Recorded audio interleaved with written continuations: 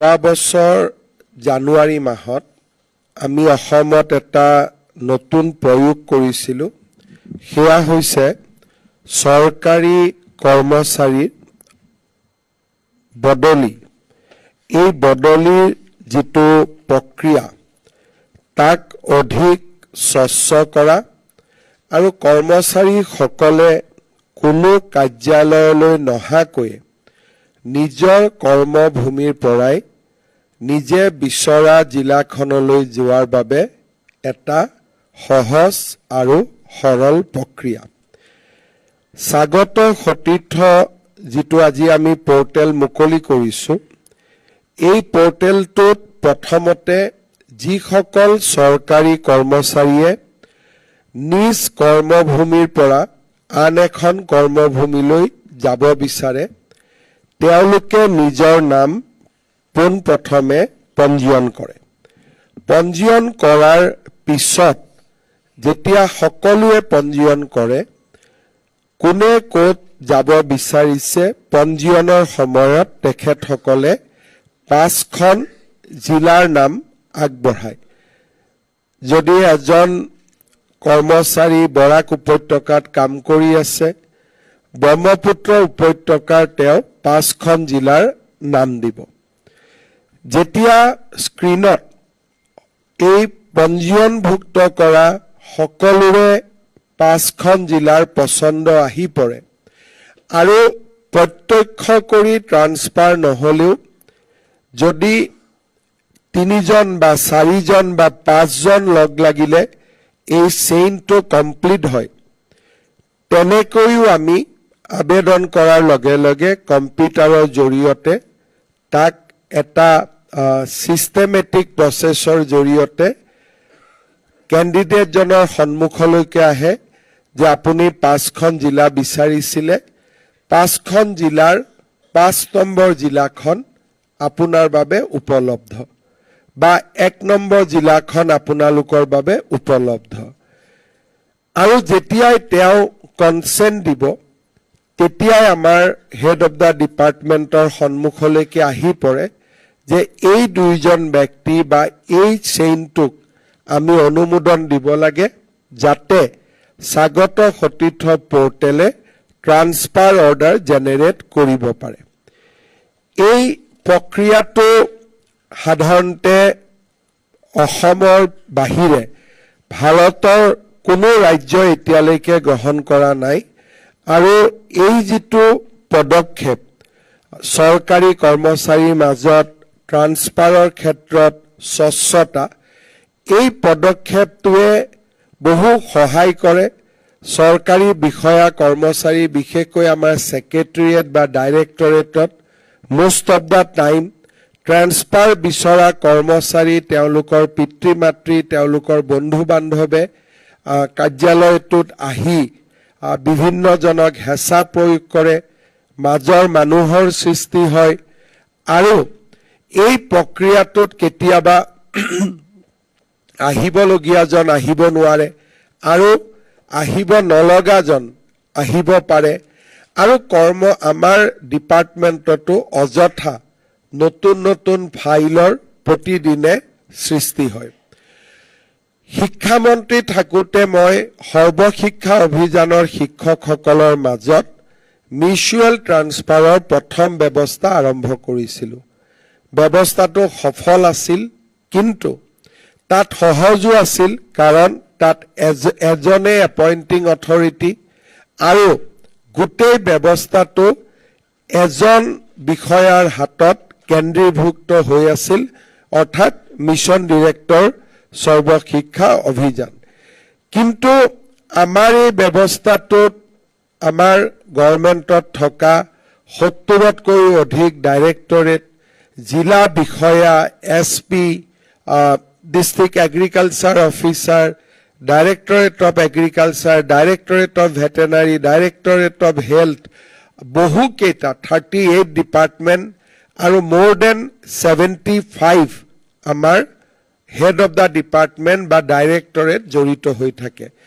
গতিকে সৰ্বশিক্ষা অভিযানত আমি এই পৰ্টেল বা এই ব্যৱস্থা যিমান ধুনীয়াকৈ কৰিছিলো চৰকাৰত ই এটা ডাঙৰ প্ৰত্যাহ্বান আছিলে বিশেষকৈ ৰোষ্টাৰ সিনিয়ৰিটি এই গোটেইবিলাক মেইনটেইন কৰা কোন ডিপাৰ্টমেণ্টত কিমানটা ওবিসি থাকিব লাগে কিমান গৰাকী এসটি থাকিব লাগে এসসি থাকিব লাগে আমি এই গোটেই কামটো কৰোতে ৰোষ্টাৰ আদি মেইনটেইন কৰাও এটা ডাঙৰ প্ৰত্যাহ্বান আছিল যি নহওক 2024 চনৰ 25 চনৰ 1 জানুৱাৰীৰ পৰা আমি 28 ফেব্ৰুৱাৰীলৈ স্বাগত সতীৰ্থ পোৰ্টেলত ৰেজিষ্ট্ৰেশ্যন আৰু বাকি চইজ অফ প্লেচ এই গোটেই কৰাৰ বাবে আমি সুবিধা দিছিলো আৰু পোনপ্ৰথম 31,000 কৰ্মচাৰীয়ে ইয়াত ৰেজিষ্ট্ৰেশ্যন কৰিছিল কিন্তু যেতিয়া অপচন দিয়াৰ সময় আহিলে তেতিয়া 10,000 কৰ্মচাৰীয়ে ইয়াত অপচন নিদিলে 21,000 কৰ্মচাৰীয়ে ইয়াত অপচনছ দিলে পৰৱৰ্তী সময়ত আমি বহুবোৰ নীতি নিয়ম শিথিল কৰিলো পুলিচত বহুত কেইবাটাও নীতি নিয়ম আমি শিথিল কৰি দিলো তাৰ ফলত প্ৰথম পদক্ষেপত 9,004 গৰাকী কৰ্মচাৰীয়ে ট্ৰান্সফাৰ ল'বলৈ সুবিধা পালে মই চৰকাৰী কাৰ্যালয়ত কোনোবাই কিবা দিব সেই কথাটো মই মাইনাছ কৰিছো বা সেইটো আমি যেহেতু কি নিয়ম নহয় কি ব্যতিক্ৰম তাৰ কথা মই নকওঁ কিন্তু 9,000 কৰ্মচাৰী ট্ৰান্সফাৰ অৰ্ডাৰ যদি আমি ডিপাৰ্টমেণ্টত কৰিব লাগিলেহেঁতেন 9,000 নতুন ফাইল ক্ৰিয়েট হ'লহেঁতেন 9,000 মানুহে যদি 7 বাৰ অহা যোৱা কৰিলেহেঁতেন তেওঁলোকৰ cost of transportation cost of staying in Guwahati এই গোটেইবোৰ আমি যদি যোগ কৰি দিলোহেঁতেন এজন ব্যক্তিয়ে অতি কমেও 10,000 টকা খৰচ কৰিব লাগিলহেঁতেন আৰু এই 9,000 ট্ৰান্সফাৰৰ কাৰণে 9 কোটি টকা তেওঁলোকে অযথা খৰচ কৰিব লাগিলহেঁতেন আজি কম্পিউটাৰৰ এটা ক্লিপৰ জৰিয়তে এই কাম সমাধান হৈছে মই নিজে অনুভৱ কৰো চৰকাৰৰ যেতিয়া স্কিম এটা সফল হয় কাৰণ মই যেতিয়া অসমৰ বিভিন্ন জিলাত যাওঁ স্বাগত সতীৰ্থ পোৰ্টেল অহাৰ আগতে একাংশ কৰ্মচাৰীয়ে মোক ঘেৰি ধৰিছিলে যে স্যাৰ আমি শ্ৰীভূমিত আছো হাইলাকান্দিত আছো শিলচৰত আছো আমাৰ ঘৰ ধুবুৰী গোৱালপাৰা তেজপুৰ আমাক আপুনি ট্ৰান্সফাৰ দিয়ক এপ্লিকেশ্যন দিয়ে মই এপ্লিকেশ্যন লওঁ কিন্তু স্বাগত সতীৰ্থ পোৰ্টেল প্ৰথমবাৰ এফেক্টিভ হোৱাৰ পিছত ড্ৰামাটিকেলি এপ্লিকেশ্যনৰ সংখ্যা 10% লৈকে নামি আহিলে তাৰমানে ৰেট অফ ছেটিছফেকশ্যন ই বহুত হাই আছিলে আৰু বহুতে বুজিও পাইছিলে যে এতিয়াতো পোষ্টবিলাক ট্ৰান্সফাৰত মিউচুৱেল ট্ৰান্সফাৰত ফিল আপ হৈ গ'ল গতিকে এতিয়া মোৰ যদি হোৱাও নাই মই দ্বিতীয় সুযোগৰ কাৰণে অপেক্ষা কৰিম মই আৰু ডাইৰেক্টৰেট বা ছেক্ৰেটাৰিয়েটত গৈ অযথা কাকো হাৰাশাস্তি নকৰো এই ব্যৱস্থাটোৱে আমাৰ এডমিনিষ্ট্ৰেশ্যনত এটা কনফিডেন্স আনিলে আৰু আমি বহুত উপকৃত হলো আমাৰ চৰকাৰৰ দিনত প্ৰথম আমি এপইণ্টমেণ্টক স্বচ্ছ কৰিলো আৰু এপইণ্টমেণ্টৰ পিছত এতিয়া আমাৰ প্ৰচেষ্টা হৈছে যে ট্ৰান্সফাৰটোক আমি স্বচ্ছ কৰা আজি আমি ইয়াতে স্বাগত সতীৰ্থ দ্বিতীয় পোৰ্টেল আমি কিয় আৰম্ভ কৰিব বিচাৰিছিলো মোৰ এটা কমিটমেণ্ট আছিলে যে এটা বিত্তীয় বৰ্ষত আমি দুবাৰ এই পোৰ্টেলটো খুলিম 31 মাৰ্চৰ আগতে আমি আৰু এটা ট্ৰান্সফাৰৰ প্ৰসেস কমপ্লিট কৰিব খোজো যাতে যিজন কৰ্মচাৰীয়ে নতুন স্থানত যায় 1 April beginning of the financial ইয়াৰৰ পৰা তেওঁলোকে যাতে নিজৰ নতুন স্থানত গৈ যোগদান কৰিব পাৰে ইয়াত আৰু এটা আছে যে যি গৰাকী ব্যক্তিয়ে এবাৰ এই স্বাগত সতীৰ্থ পোৰ্টেলৰ জৰিয়তে সুবিধা পালে তেওঁ আৰু দ্বিতীয়বাৰ আবেদন কৰিব নোৱাৰে তাৰ মানে মিউজিকেল শ্বেয়াৰ নহ'ব, অৰ্থাৎ যি 9,000 এবাৰ উপকৃত হ'ল, যে যোৱাবাৰ মই নলবাৰীত নাপালোঁ, গতিকে এইবাৰ বৰপেটাত যাবৰ কাৰণে আমি চেষ্টা কৰিম, আমি দ্বিতীয়বাৰ তেওঁলোকক সুযোগ নিদিওঁ। তাৰ ফলত যিখিনি মানুহে বা ব্যক্তিয়ে প্ৰথমবাৰ ফেইল হ'ল, তেওঁলোকৰ ৰেট অফ ছাকচেছটো এইবাৰ বেছি বাঢ়ি যাব। দ্বিতীয়তে, ADRE যিহেতু ৰিক্ৰুটমেণ্ট হ'ল এৰাউণ্ড 15,000 নতুন কৰ্মচাৰী, গতিকে এতিয়া choice of transfer, mutual transfer লোৱা মানুহৰ সংখ্যাটো নিজে নিজে বাঢ়ি যাব। মোক আমাৰ অফিচাৰসকলে কৈছিল যে ছাৰ এতিয়া এপ্লিকেশ্যন পাম জানো, কিন্তু পুলিচত আমাৰ এইকেইটা দিনত more than 7,000 এপইণ্টমেণ্ট হৈছে, 15,000 ADRE গ্ৰেড 3 আৰু গ্ৰেড 4ত এপইণ্টমেণ্ট হৈছে। গতিকে এতিয়া দ্য কোহুট বা এই যিখন সমাজ, সেই সমাজখন ইনক্ৰিজ হৈছে। গতিকে মিউচুৱেল ট্ৰান্সফাৰ বা কনভিনিয়েণ্ট বদলি কৰিব যোৱাবাৰ ডিপ্ৰাইভ হোৱা মানুহখিনিয়ে এইবাৰ নিজে বিচৰা স্থানত আহিবলৈ সুযোগ পাব। এইবাৰ আমি আৰু এটা কাম কৰিছিলোঁ, যেতিয়া ADRE আৰু পুলিচত আমি নিযুক্তি দিছিলোঁ, ট্ৰান্সফাৰৰ মাজলৈকে যাতে আহিবই নালাগে, আমি এটা নতুন পলিচি লৈছিলোঁ যে প্ৰথম হোম ডিষ্ট্ৰিক্টত দিয়ক, নহ'লে হোম ৰিজনটোত দিয়ক। অৰ্থাৎ আপাৰ আছামৰ ল'ৰা ছোৱালী যদি ডিব্ৰুগড়ত নোৱাৰে, তিনিচুকীয়াত থাকক, যোৰহাটত থাকক, গোলাঘাটত থাকক। নামনি অসমৰ ল'ৰা ছোৱালী যদি কিবা কাৰণত আমি বৰপেটাতে দিব নোৱাৰোঁ, এটলিষ্ট নলবাৰী বজালিত আমি দিয়াৰ ব্যৱস্থা কৰোঁ। সেইকাৰণে মই ভাবোঁ যে নেক্সট 3 বছৰৰ ভিতৰত মোৰ যিটো টাৰ্গেট, অসমত ট্ৰেন্সফাৰ পোষ্টিঙৰ ফাইল নোহোৱা হৈ যাব। কাৰোবাৰ হঠাৎ কেতিয়াবা বেমাৰ হ'ল, বেলেগ কথা।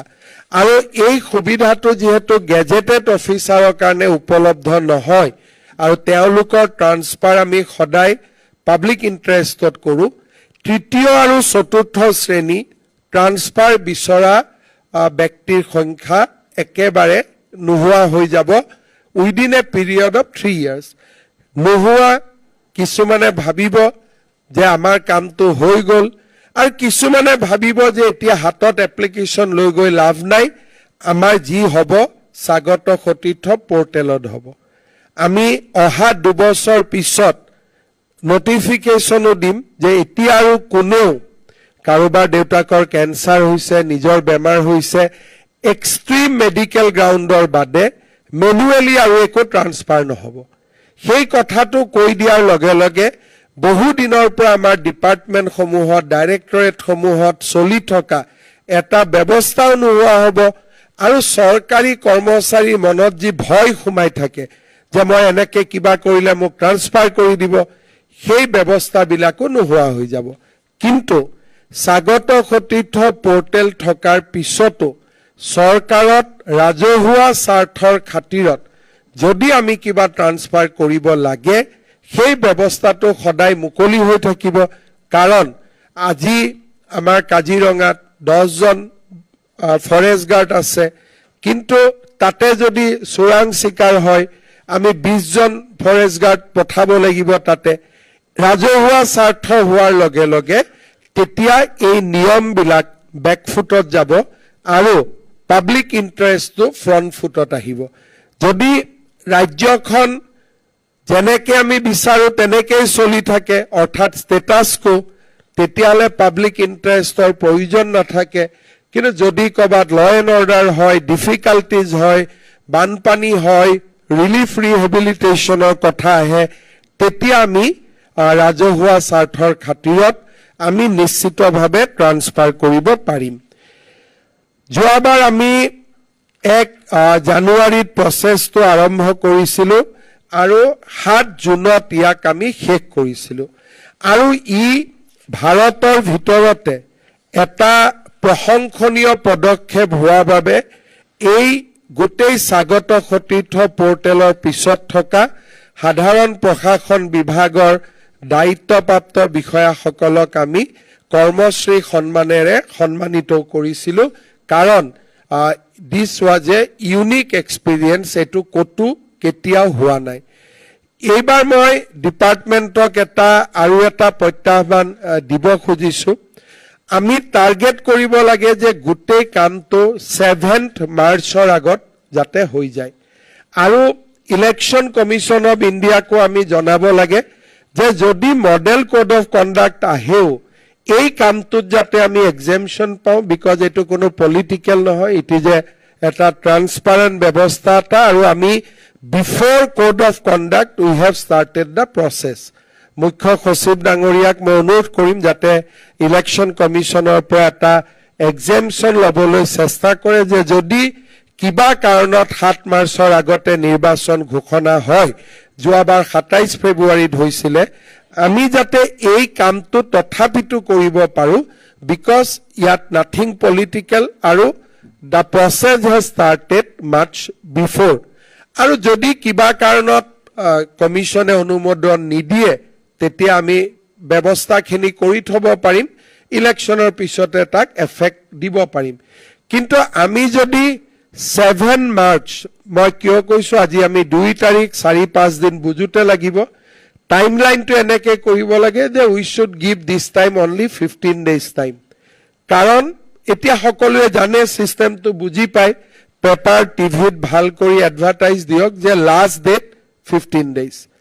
যদি কিবা কাৰণত আৰু 2 দিন বঢ়াব লাগে আমি বঢ়াই দিলোঁ। আৰু ডিপাৰ্টমেণ্টখিনিয়ে খুব এক্টিভলি ফাষ্ট কাম কৰিলে মই ভাবোঁ যে নেক্সট 15 daysত we will be able to prepare all the transfer order. গতিকে মই এইবাৰ বহুত বেছি স্পীডত আৰু উইথ ৰেষ্ট্ৰিক্টেড টাইম লিমিট কৰিবৰ কাৰণে অনুৰোধ কৰিম। কাৰণ যদি কিবা কাৰণত কোনোবা বাদু পৰি যায়, অহাবাৰ জুন মাহত আমি আকৌ খুলিম, চ' এইটো দুবাৰ এটা বছৰত হৈয়ে থাকিব। গতিকে সকলোৱে সুবিধা ল'ব পাৰিব। আৰু এইবাৰ সেই 9,000 কৰ্মচাৰীক বাদ দি যিহেতু হ'ব, কামৰ চেলেঞ্জটো বহুতখিনি কমি যাব। মই ইমিডিয়েটলি আজিৰ পৰা এই স্বাগত সতীৰ্থ পৰ্টেলৰ জৰিয়তে আগবাঢ়িবলৈ অনুৰোধ কৰিম। আৰু এটা, এইবাৰ যেতিয়া মই চিফ ছেক্ৰেটাৰীও আছিলে, আমি ডেভছত গৈছিলোঁ ছুইজাৰলেণ্ডত, এটা কোম্পানীয়ে আমাক আহি এটা প্ৰেজেণ্টেশ্যন দিছিলে যে এজন চৰকাৰী কৰ্মচাৰীক কিবা কাৰণত হঠাতে অকণমান নিজৰ দৰমহাটো 10 দিন আগত লাগে, যে মোৰ দৰমহাটো 1 তাৰিখে হ'ব, কিন্তু 25 তাৰিখে মোৰ দেউতাৰ বেমাৰ হ'ল, বা 25 তাৰিখে মোৰ ল'ৰাটোক ছাডেনলি তেওঁ কলেজত এডমিশ্যন পাইছে, তেওঁৰ ফিজটো আমি জমা দিব লাগে। 1 তাৰিখে দৰমহা পামেই, কিন্তু মোক 7 দিন 10 দিন আগত দৰমহাটো লাগে। ৰাজস্থানত এটা নতুন তেওঁলোকে ব্যৱস্থা কৰিছে যে খুব কম ৰেট অফ ইণ্টাৰেষ্টত এনেকুৱা আজিকালি বেংক থাকে যে লগে লগে দৰমহাটো এডভান্স দি দিয়ে।